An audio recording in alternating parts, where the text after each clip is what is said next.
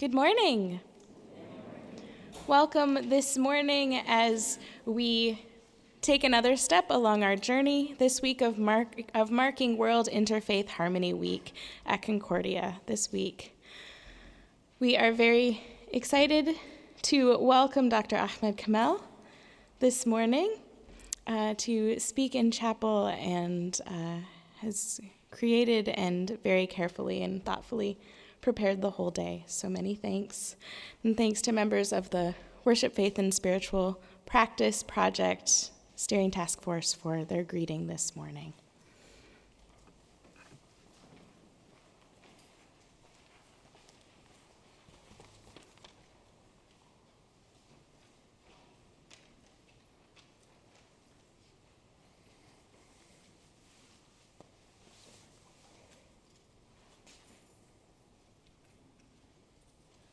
We have a technical difficulty.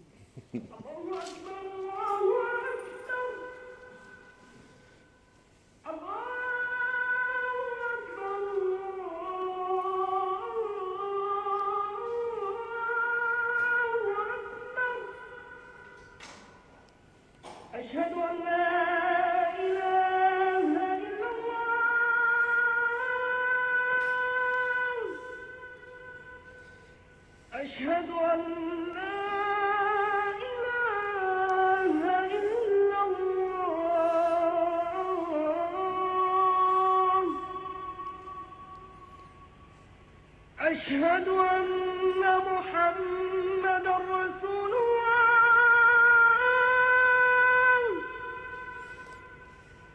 أشهد أن محمدًا رسول الله.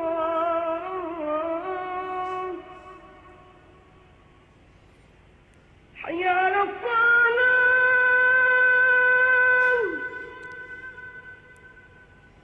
حي على الصلاة.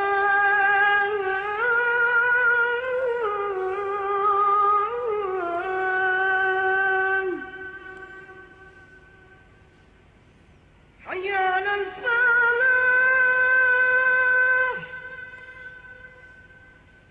حي على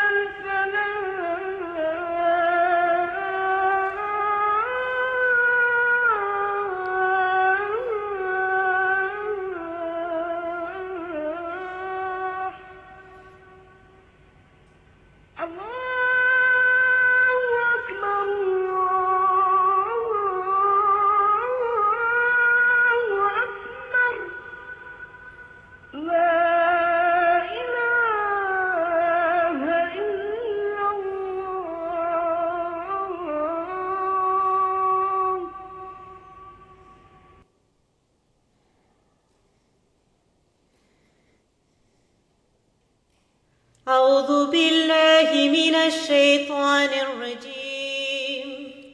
بسم الله الرحمن الرحيم. إذا زلزلت الأرض زلزالها وأخرجت الأرض أثقالها وقال الإنسان ما لها يومئذ تحدث أخبارها بأن ربك أوحى لها يومئذ يصدر الناس أشتاتا ليروا أعمالهم فمن يعمل مثقال ذرة خيرا يره ومن يعمل مثقال ذرة شرا يره. صدق الله العظيم. Assalamu alaikum. I start with the traditional greeting of Islam, meaning peace be upon you. What we just heard was the traditional Muslim call for prayer. That's the sound people hear to indicate that it's time for prayer, followed by a very short reading from the Quran. I'm proud to be talking to you today as part of Interfaith Harmony Week, a week the United Nations passed a resolution to celebrate worldwide based on a proposal by a fellow Muslim, King Abdullah of Jordan. Let's listen to what God says in the Quran about relations among diverse people.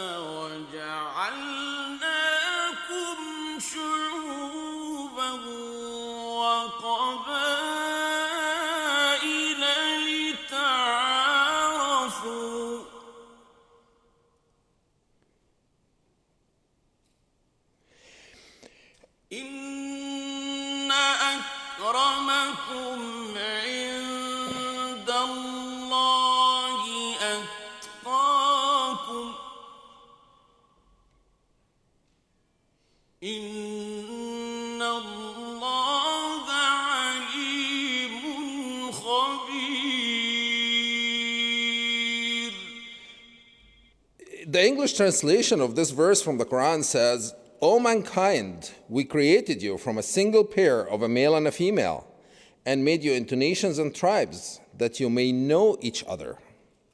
I take this verse to be a clear message from God to live in harmony with all of God's people, regardless of race, national origin, skin color, or religion. Many people speak of tolerance. To me, I prefer the message of harmony. It conveys a stronger message of acceptance rather than mere tolerance. The message of harmony implies acceptance, and more importantly, it implies love. Unconditional love to all of God's creation. For me, the ultimate form of love is to serve others, as directed by God's saying from the Quran,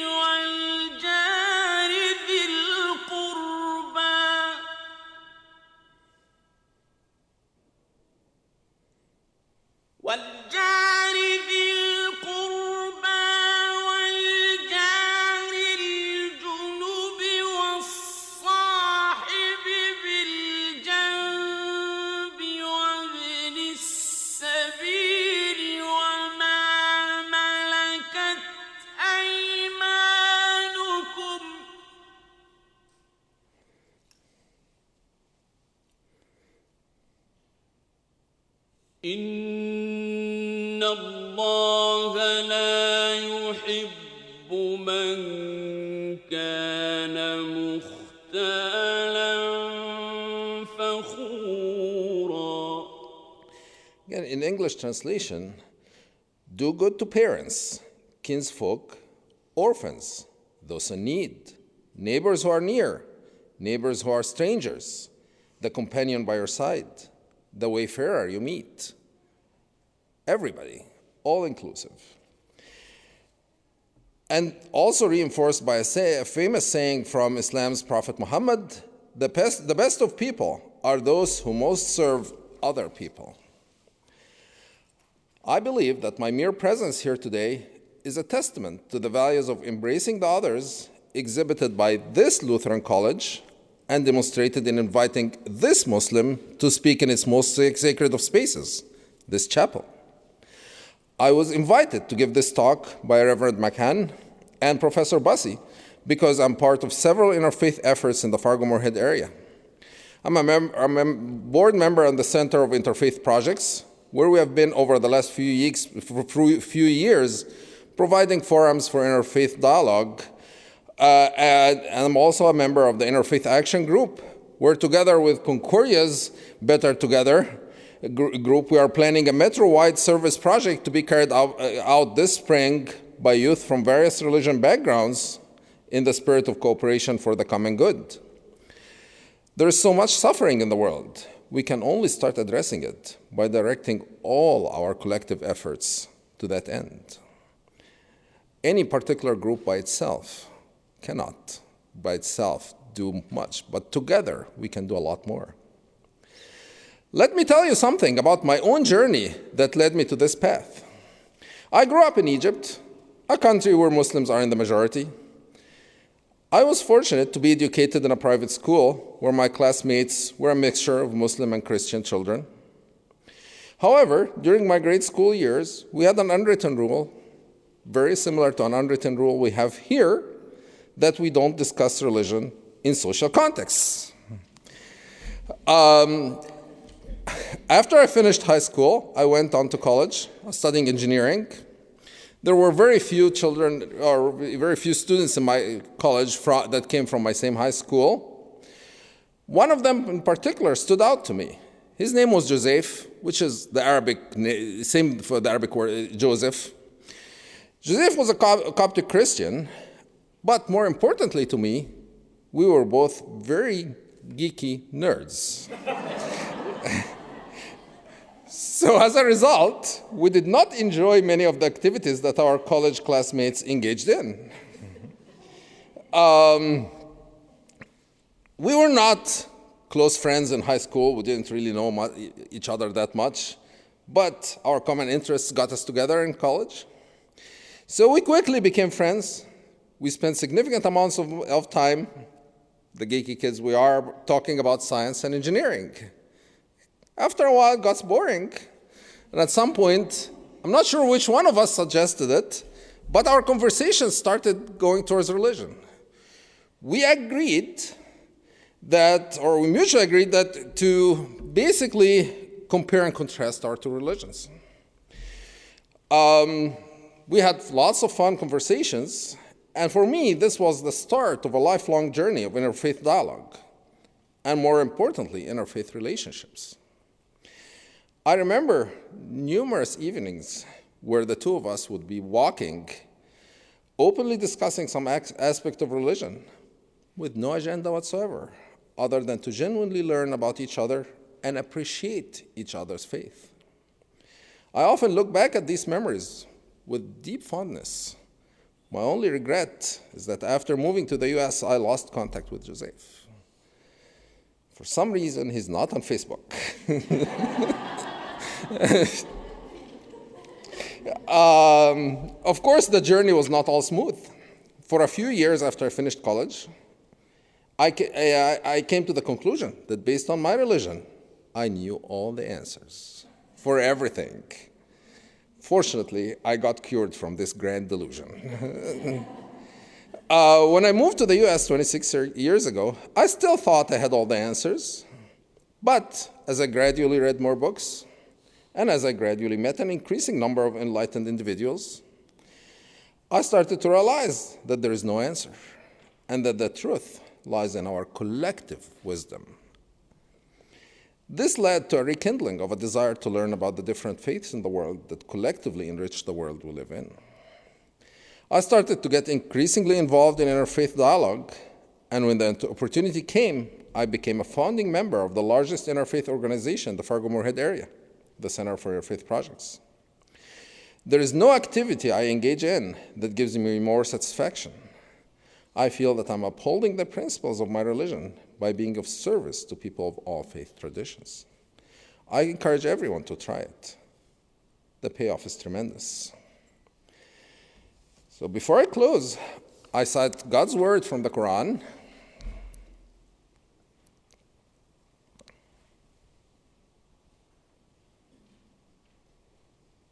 وعباد الرحمن الذين يمشون على الأرض هونا وإذا خاطبهم الجاهلون قالوا سلاما. In translation, this says, the servants of God are the most gracious, are those who walk on earth in humility. And whenever they're addressed, in good or in bad, they always reply back with, peace. I find this to be a very beautiful message to strive for, peace among all people. And with this, I send you with peace. May God be with you. Thank you.